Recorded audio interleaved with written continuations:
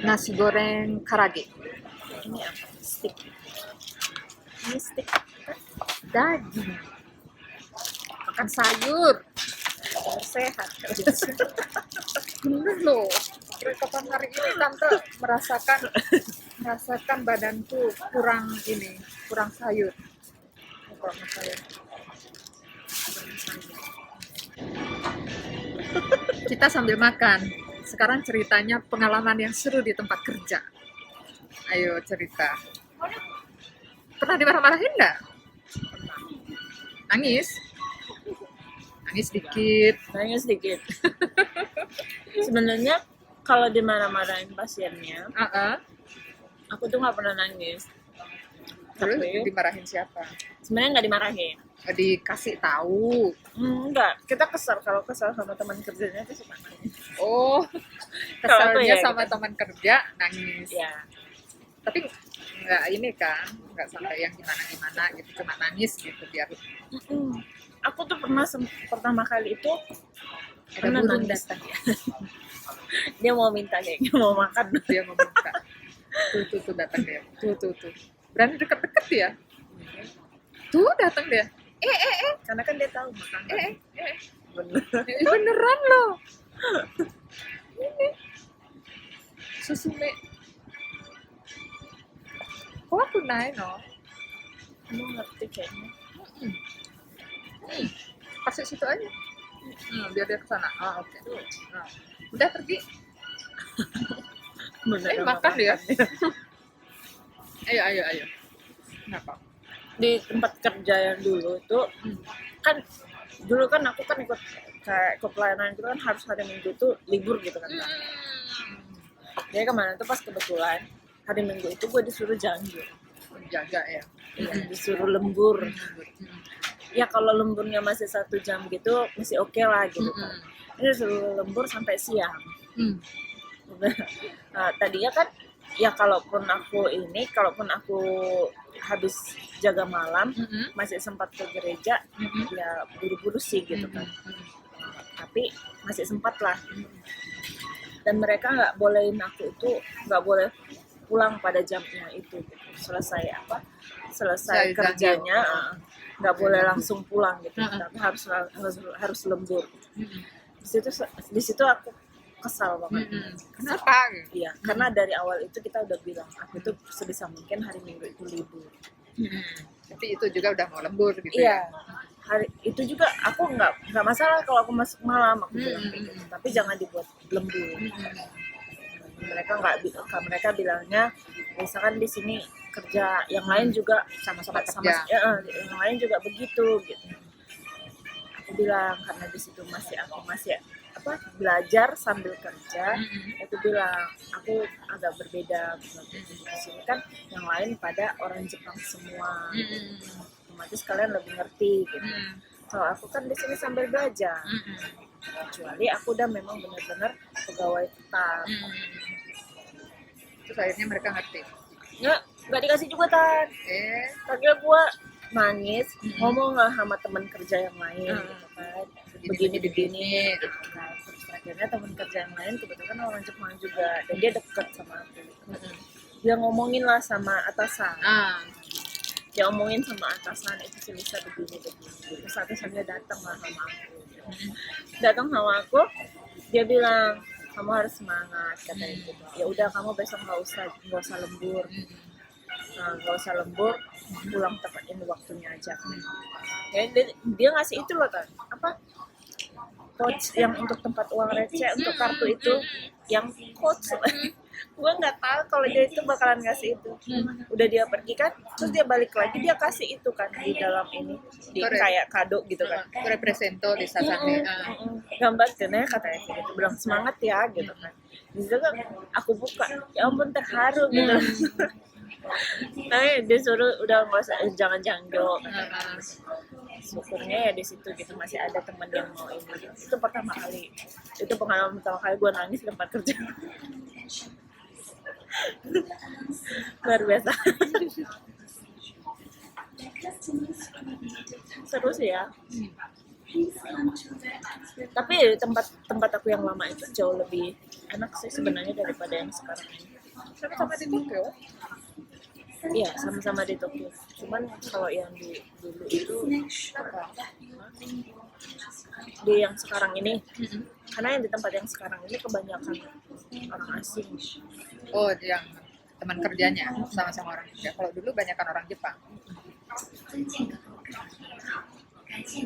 Orang asing dari mana aja selain dari Indonesia? Ada dari Filipina, Oh, ada juga ya. Cina, Vietnam. Berapa orang yang kerja di yang tempat sekarang? Dan tempat sekarang lumayan banyak kan. Orang Indonesia aja ada 8. Semuanya kurang lebih berapa? Kurang lebih ada berapa orang ya, ratusan sih. Oh, tuh ratusan. Berarti besar sekali tempatnya. Lumayan.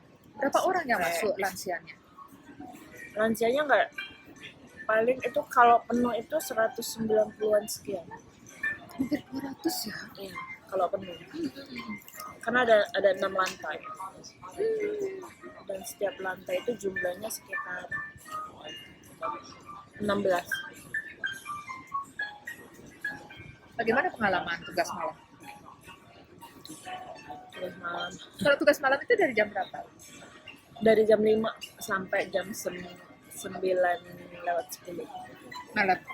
Dari jam 5 sore. Iya, 5 sore. Dari jam 5 sore sampai jam 9:10 pagi. Ah, lumayan ya. Ya, ada Panjang-panjang. sekitar 16 jam. Berapa jam sih? Sekitar segitu. Kalau habis tugas malam pulang ke rumah belak kesek tidurnya ya. Terkadang ya kan, tapi kayaknya aku kalau udah masuk malam itu jarang bisa tidur. Itu masuk malam itu biasanya 1 minggu berapa kali? Dia hitung 1 bulan. 1 bulan itu bisa dibagi dapat, ya semuanya dapat berapa kali gitu ya. 1 bulan itu paling banyak itu 5. 6 deh, 6. Soalnya bulan ini aku 6. 6 kali. Itu jaga malam itu harus benar-benar standby juga. Iya. Nggak boleh lengah juga ya, ada kenapa-kenapa gitu ya. Benar.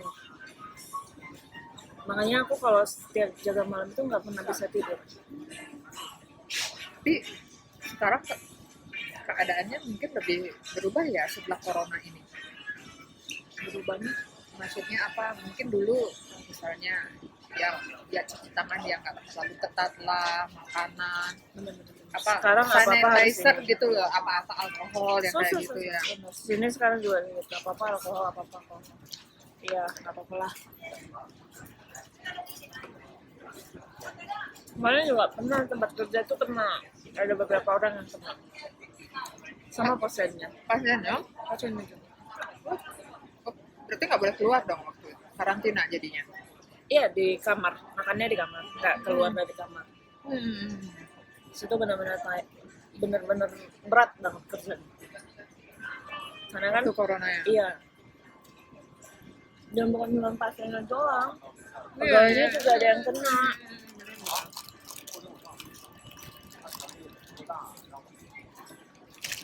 Dan di situ juga kalau misalnya ada yang kena kan nggak bisa kerja juga kan. Iya, Jadinya harus yang lainnya, libur, bener. yang lainnya jadinya harus. Yang nggak kena yang kerja. Benar. Gua kena itu kan. Gua salah satu orang yang nggak kena dan yang kerja. Sampai saat ini Hmm? nggak pernah kena corona sampai saat ini bisa. Bagus. Kemarin teman satu rumah juga 2 orang Kena. kena, tapi akunya enggak. Kesehatan kamu bagus, hebat. Makan apa setiap hari? Hah? Makan cabai ya? Makan cabe. Makan cabe. Makan cabai. Ya pada intinya sih bergerak sih Tan. Kalau aku gitu orangnya. Aku nggak bisa tidur lama-lama.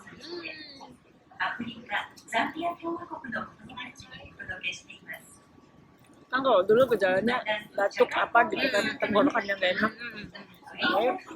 Nah itu pada sedang di kamar aja gitu kan. Kalau aku enggak, semua dikerjain. Ya nggak perlu dikerjain.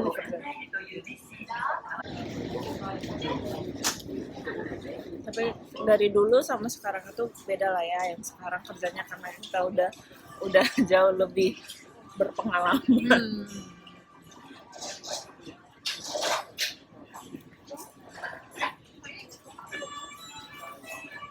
Jadi udah lebih memilih teman juga, teman kerja ya. Tapi udah 9 tahun udah betenan loh. Orang Jepang bilang betenan ya. Maka udah profesional. Udah banyak pengalaman, udah 9 tahun ya. Benar.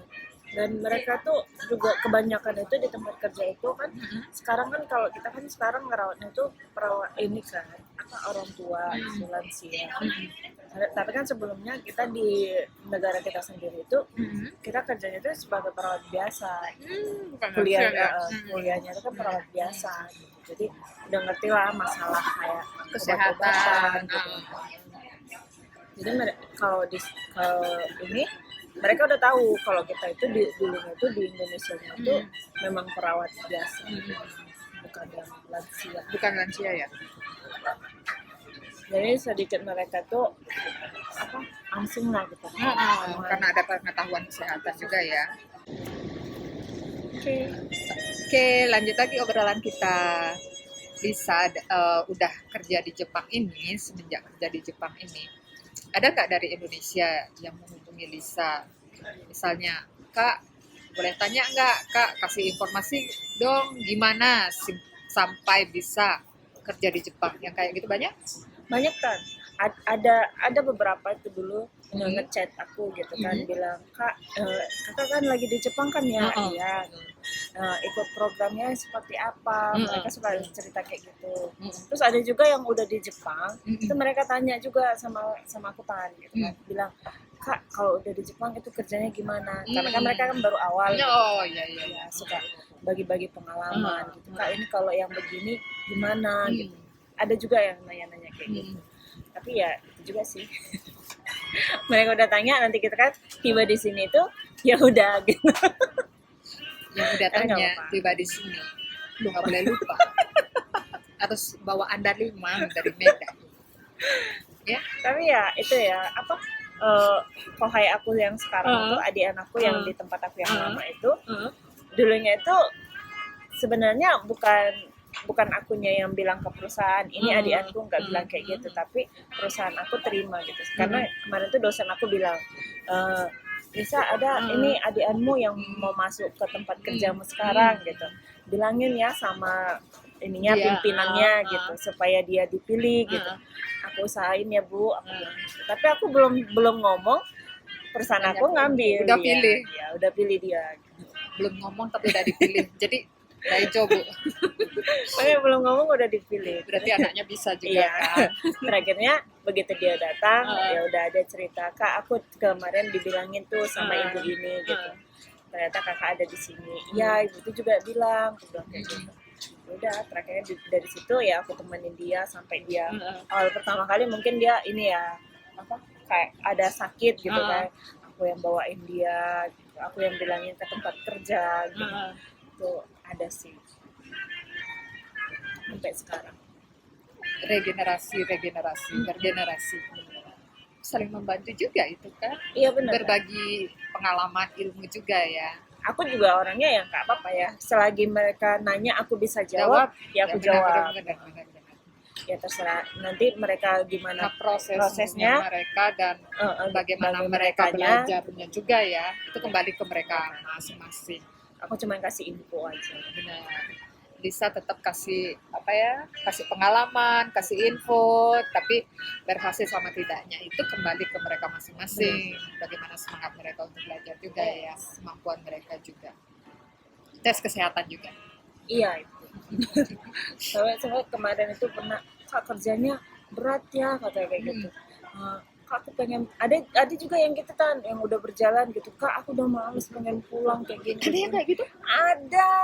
Iya. Capek, Kak. Kalau misalnya pulang gitu kan kita harus kena penalti.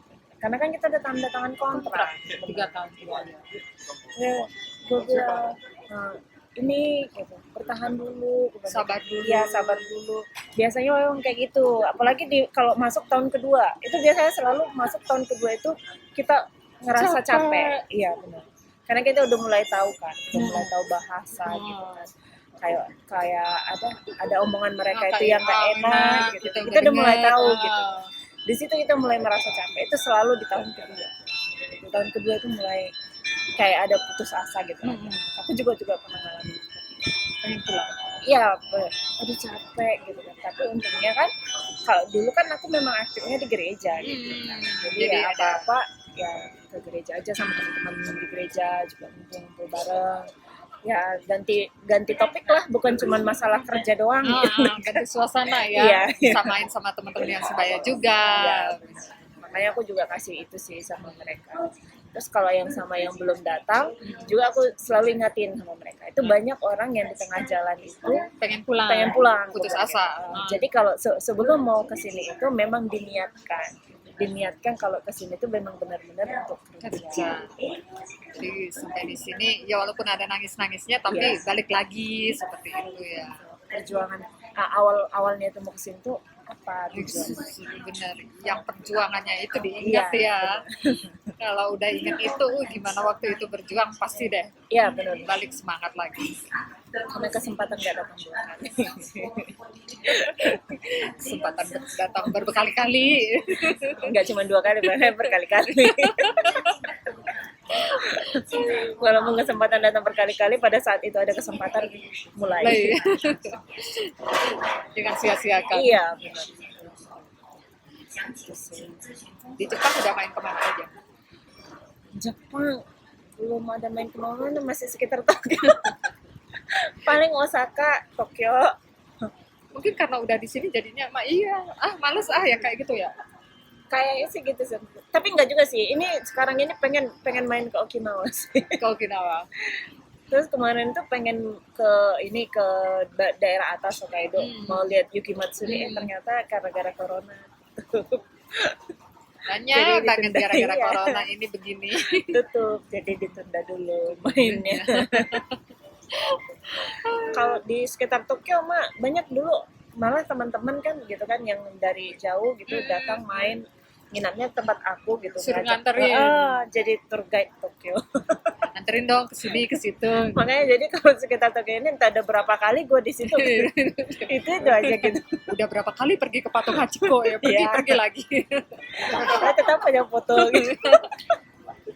Itu kayak udah absen sih. Iya, kalau dulu, kalau sekarang udah nggak terlalu banyak kan ya kan yang main ke Odaiba gitu kan. Iya, nggak terlalu banyak sekarang mah.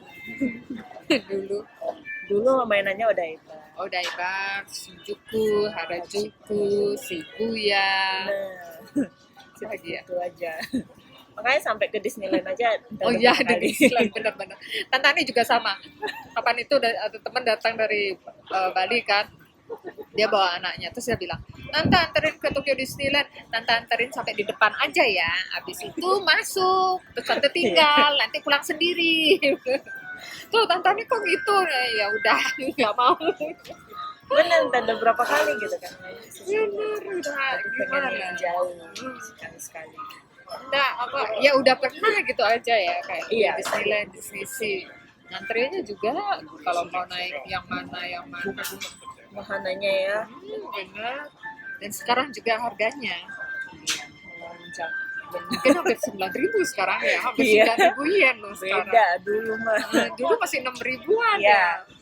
9.000. Sekarang diajak ke sana enggak. Tapi ke Osaka juga udah pernah sih, yang USJ juga. Kayaknya yang sekarang tempat-tempat kayak gitu ada pembatasan ya. Misalnya satu hari hanya bisa berapa orang yang kayak gitu. Kalau dulu kan nggak ada, mau berapa orang masuk aja semuanya. Sekarang gitu aja sih, setidaknya udah pernah aja gitu. Kayak kemarin naik Gunung Fuji udah pernah aja. Udah pernah? Berangkat jam berapa? Berangkat dari sini tuh pagi kayaknya, terus kita sampai di Gogome. Gogome-nya itu udah sorean. Terus naik ke atas tuh malam. Nggak nginep, kita lanjut terus. Bisa pakai ini ya, kayak penerang di sini langsung. Ada pemandunya? Enggak, rame kemarin tuh. Berarti ngikutin mereka aja Iya, gitu. ada temen yang cowok-cowok juga kan, Ah. teman-teman Kensusnya juga. Dulu bareng sama mereka. Itu tuh kita bener-bener mau ngejar matahari terbit. Kok kejar? Kekejar. Takutnya sampai di atas hujan. Tapi sampai di atas hujan lebat. kedinginan. Enggak. Kebetulan pas waktu kita itu kan ada beberapa kloter nih kan yang naik. Selalu yang kloter pertama, teman kita itu gagal gitu, karena sampai di atas hujan. Waktu kita enggak cerah gitu, tapi dingin banget, enggak tahan. Masa? Banget. Enggak tahan saya. Berapa derajat? Enggak tahu berapa derajat, tapi bener-bener membungkam terus kayak gitu. Enggak bisa ngapa-ngapain. Ayo kita turun gue. Naiknya susah sampai di sini, buru-buru turun dimarahin orang banyak. Mereka gitu. Ayo foto dulu. Dingin. Ayo pulang. Ayo kita turun. Masuk Ofuro. Tapi lebih enak naiknya kan, karena kan naiknya nanjak gitu kan. Kalau turunnya itu kan tergelincir gitu kan. Kita suka takut jatuh gitu. Bablas aja turun. Untuk menggulingkan diri aja udah. Duduk sampai Iya, di bawah. Kalau naik kan kita memang benar-benar nancak itu ada itunya ya, ada Step. tempat injakannya gitu, ada stepnya gitu. Ini mau turun terus tunggu. Nggak bisa ngerem. Tano si kata dong, Tano si sebenarnya kata, nggak ketawa luar terus. Mau turun itu harus berhenti dulu. Capek soalnya ngerem gitu. Ya, Pengalaman luar biasa sih semenjak di sini. pengen Gunung Fuji. Tapi sekarang nggak tahu lah ya kan. Iya, sekarang semenjak corona inilah begitulah banyak banget perubahan. Jadi kayak nggak ada tanosiminya itu udah nggak ada.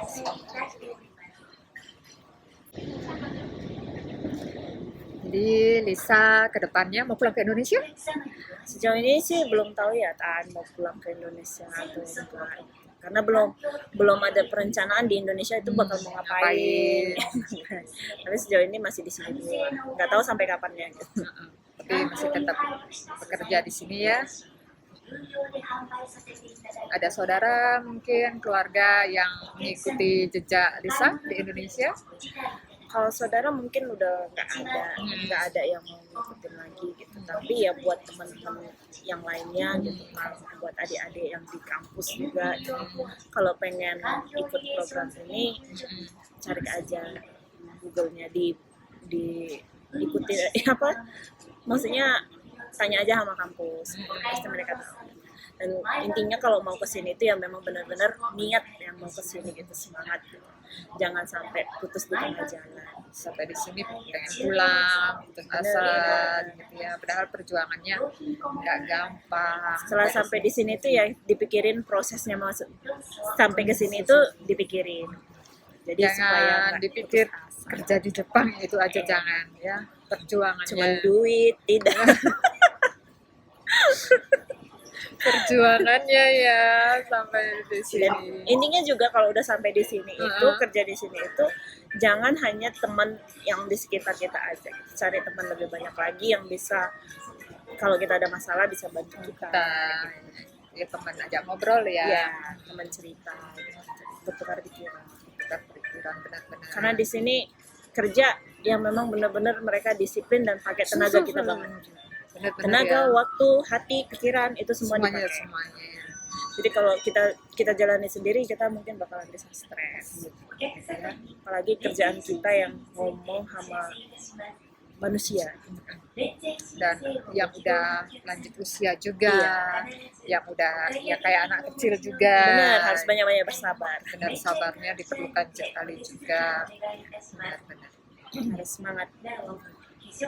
Bisa, terima kasih buat hari ini obrolannya. Doa tante buat Lisa berhasil terus, buat kakak Amin. yang ada di Indonesia, buat adik juga yang ada di Indonesia, sehat ya.